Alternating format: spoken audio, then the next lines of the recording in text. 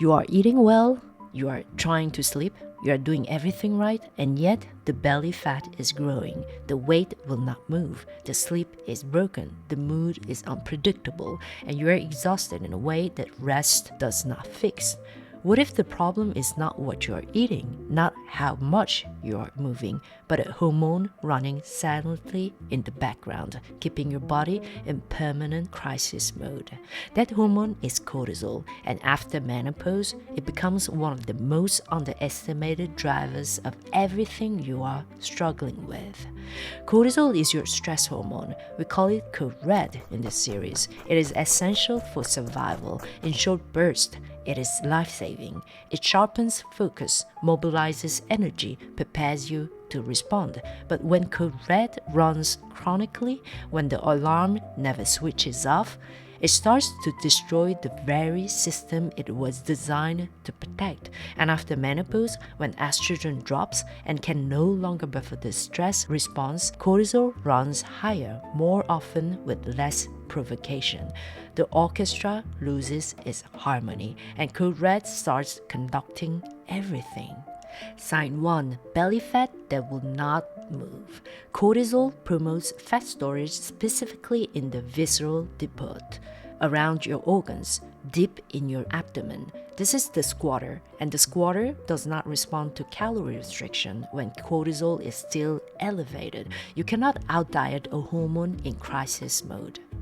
Sign 2. Muscle weakness and loss. Chronic cortisol breaks down muscle tissue to manufacture emergency glucose. This is the fade. Legs feel weak. Climbing stairs becomes harder, not because of pain, because the muscle itself is being consumed. Sign 3. Broken sleep. Cortisol is supposed to drop at night to allow your body to rest. When it stays elevated, you cannot fall asleep, or you wake repeatedly, or you wake at 3 a.m. feeling wide awake. That 3 a.m. wake up is not anxiety, it is cortisol. Sign 4. Brain fog and poor concentration.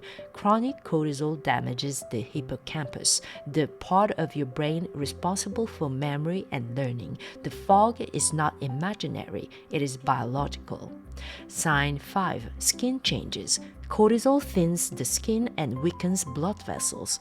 Easy bruising, slow healing, wounds that take longer than they used to. Your skin is telling you something is running too hot for too long. Sign 6. Mood instability. Cortisol disrupts serotonin, dopamine, and GABA. Anxiety that appears from nowhere. Irritability that feels disproportionate. Emotional flatness. You are not overreacting. Your brain chemistry is being altered by a hormone that will not switch off. Sign 7. Recurrent illness and slow recovery.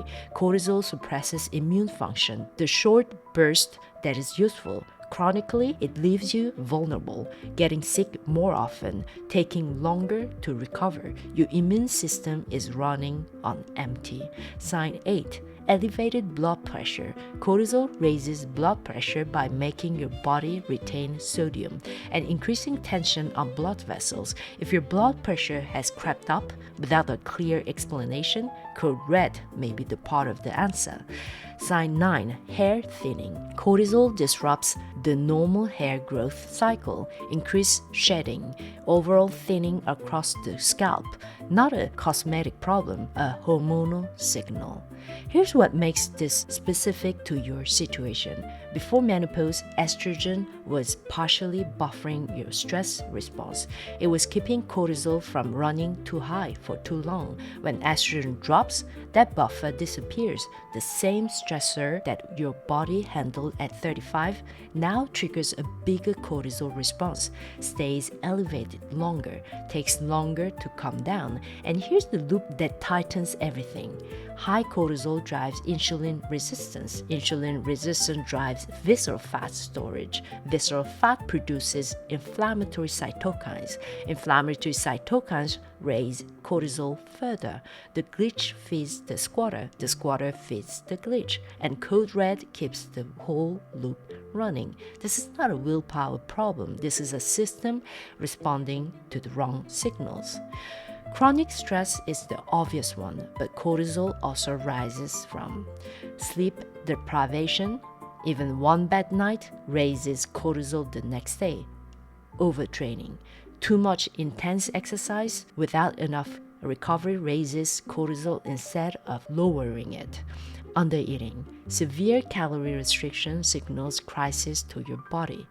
Code red rises. Metabolism drops. Toxic relationship. Chronic emotional stress is physiologically identical to physical stress. Your body does not distinguish. And alcohol, every time, the squatter's best friend. You cannot think your way out of high cortisol, but you can change the signals. Sleep first. Every other intervention works better when sleep is protected. Movement, but the right kind. Walking. Zone 2 cardio, not chronic high intensity. 10 minutes, 20 minutes of walking measurably lowers cortisol every time. Remove the triggers. Refined sugar, processed seed oils, alcohol all drive the glitch, which drives code red. The food episode covers this in full. And the one most people underestimate, boundaries. Chronic cortisol often has a chronic source, a relationship, a job, a situation that your body is treating as a permanent emergency. Addressing the source is not optional, it is the rewire. 9 signs, 1 hormone.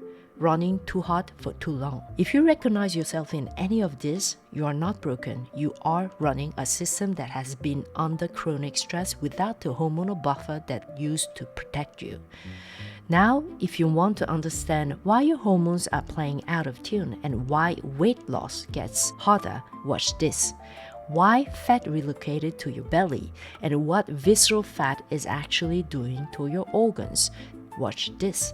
The earlier you start, the more you can protect. I started 18 months is too late after surgical menopause. You do not have to.